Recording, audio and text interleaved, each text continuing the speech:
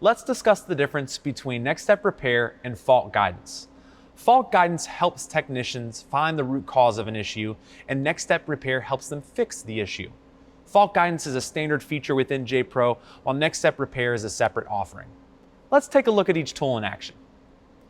Fault guidance considers all active faults on the vehicle and provides troubleshooting assistance such as suggested troubleshooting steps, component locators, wiring diagrams and connector pinouts, fault overviews, and more.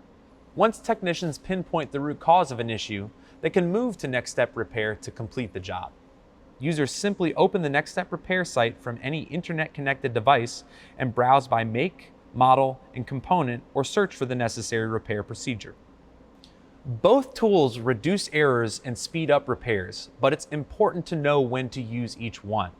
Ready to improve your repair process and add NextStep repair to your shop today?